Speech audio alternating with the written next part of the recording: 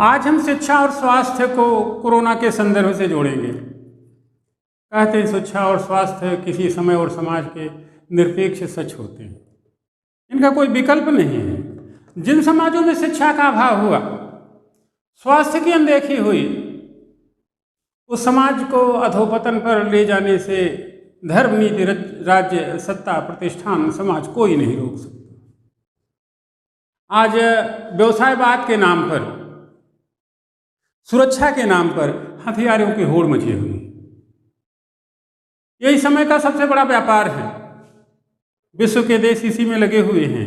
ध्यान रहे, कोरोना भी यही कहीं छिपा हुआ। कोरोना भी इसी व्यावसायिकता में ही छिपा हुआ है, इसी छल छद्म फरेब में छिपा हुआ है। मान लें, आज संसार का सबसे बड़ा कोरोना यही है। स्वास्थ्य का कोई पुरसा हाल नहीं है। खेती किसानी, प्राथमिक शिक्षा, प्राकृतिक संसाधनों की तरफ तो किसी का ध्यान ही नहीं।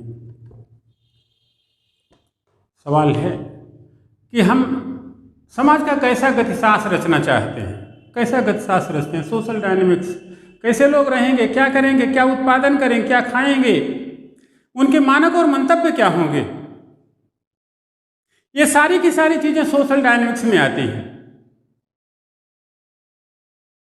आज पूरा वैश्विक समाज एक जहीन, एक बेहतर, एक विशिष्ट, एक सर्वांगीण उपादेय सोशल डायनेमिक्स रचने में असफल रहा है। तो परिणाम भी तो नकारात्मक ही होंगे। अच्छे परिणाम की अपेक्षा आप क्यों कर रहे हैं? हमारी पीढ़ी, जहाँ पे हम लोग हैं, तो कुछ न करने में ही करने का भुलावा देने का सिस्टम रचती रही, व्यवस्था रचती रही। महाजनों येन गतः पंथा के मार्ग का अनुसरण करते हुए, यानी कि महान लोग, हम लोग जिस मार्ग गए हैं, आने वाली पीढ़ी भी उसी रास्ते पे चल पड़ी। पीढ़ियां दिखावे में मशगूल हैं। वास्तविक उत्पादन कहीं दिखता नहीं, वास्तविक शिक्षा कहीं है ही नहीं। मौलिकता से हम गहरे कट गए। नई पीढ़ी टोटल की टोटल आभासी दुनिया में जी रही है। जीवन की प्रत्येक समस्या का समाधान गूगल मान लिया गया है। आज का विद्यार्थी टेक्स्ट बुक पढ़ने से कोई वास्ता नहीं रखता है। सोच की तरफ वो जाना ही नहीं चाहता है। बस जिस तरफ भीड़ चाल हो रही उसी तरफ चलते रहो, चलते रहो, चलते रहो, चलते रहो। यह अनथक चलना निरर्थक साबित हो रहा है। हमसे भी अपेक्षा है अभी भी, जैसे कहते हैं गलत रास्ते पे जितना भी आगे चले गए हो लौट आइए।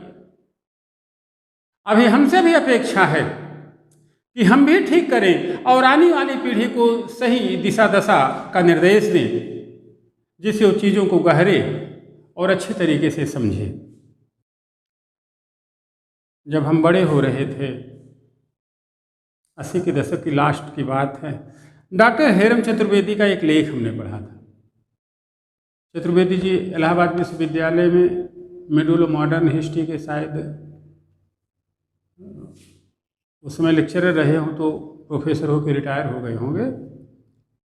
तो चतुर्वेदी का एक लेख आया था। उस समय सूचना प्रौद्योगिकी धीरे धीरे जगह बना रही थी।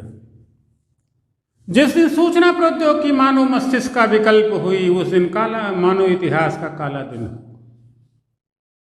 जिस दिन संगणक हमारे पहाड़ा याद करने की प्रवृत्ति का विकल्प हुए।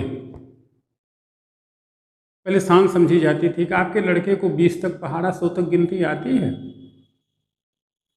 आज यह कहीं नहीं पूछा जाता। यह व्यक्तिगत क्वालिफिकेशन की कोई हैसियत नहीं रह गई। बच्चे है जाने है जरूरी नहीं, गूगल से देख लेंगे, संगणक को कंप्यूटर से देख लेंगे। चतुर्वेदी जी ने 80 के दशक में ही यह चेतावनी दी थी कि अगर सूचना प्रौद्योगिकी पर इस तरह से निर्भर हुए तो 2 गुणे 2 के लिए भी हम संगणकों का सहारा लेंगे, और 2 2 गुणे 2 गलती से आपका हाथ 3 पे दब गया, गुणक आया छा, गुणनफल आया छा, पीढ़ी छा को ही 2 गुणे 2 का मान मानेगी। चार मानने के लिए तैयार नहीं होगी, कभी तैयार नहीं होगी, और हम उसे मना भी नहीं पाएंगे।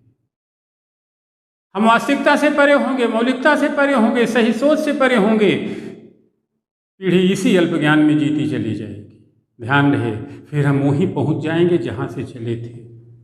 वो अफ्रीका का पूर्वी छोर, 6.5 करोड़ वर्ष पहले की बात, जब हम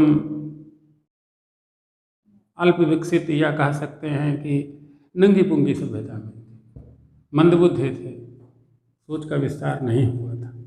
मस्तिष्क हमारा कुंद हो जाएगा, हम वहीं चले जाएंगे जहां से चले थे। हमारा फिर वही चिंपैंजी जैसा व्यवहार होगा। क्या यह उचित स्थिति होगी? क्या यह कुंद मस्तिष्क हमारा अगला परिकल्पन होना चाहिए, हमारा अगला विचार होना चाहिए? पीढ़ी का यह दोहराव उचित नहीं होगा। हमारी जिजीविषा, हमारी जीवंतता, हमारी संवेदनशीलता सब समाप्त हो जाएगी। भलमनसाहत, अपनापन, आत्मीयता सब क्रुद्ध समय की भेड़ चढ़ जाएगा। ध्यान रहे, समय क्रुद्ध है। क्रुद्ध समय के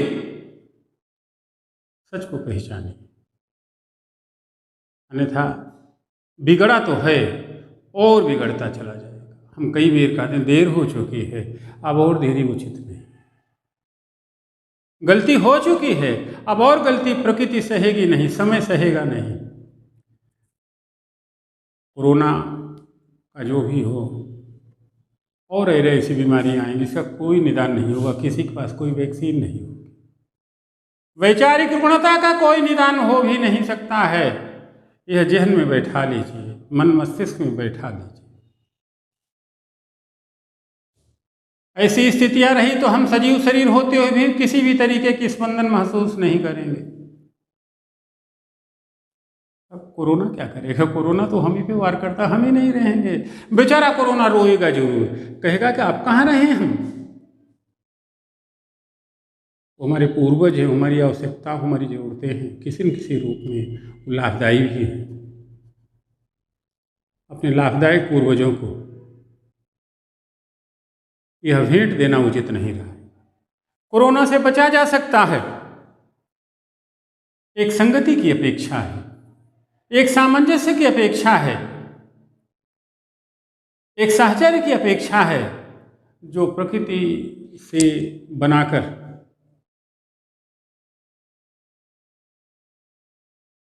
हम उत्तम रास्ते पर बढ़ सकते हैं, हम आगे बढ़ सकते हैं। चीज़ें नकारात्मक न हो, सकारात्मकता और जीवंतता बनी रहे। तो पहले अपनी पीढ़ी को सोचपरक शिक्षा और बेहतर स्वास्थ्य लेने का संकल्प अब जरूरी हो गया है।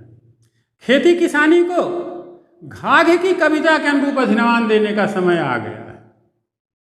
अपने संसाधनों के बेहतर उपयोग, चाहे वो मानव हो चाहे प्राकृतिक हो, उनके बेहतर हमारे जवान सड़क पर घूम रहे हैं, हमारे प्राकृतिक संसाधन अप्रयुक्त पड़े हुए हैं। यहाँ पे ध्यान देना होगा। प्राथमिक शिक्षा खास क्षेत्र में बनी रहनी चाहिए। अगर हम ऐसा करने में समर्थ हो पाए तो कोरोना या अन्य कोई आपदा हमारा कुछ भी नहीं बिगाड़ पाए। उम्मीद है कि हम अपनी सोच इसी क्रम में बनाए रखेंगे और इसी तरीके से अपना विकास करेंगे। बातें अच्छी लग रही हों तो लोगों तक पहुंचाएं, चैनल सब्सक्राइब करें, जुड़े और जोड़े के सिद्धांत पे आगे बढ़ें। हम फिर मिलेंगे जल्दी ही। धन्यवाद, अनंत शुभकामनाएं।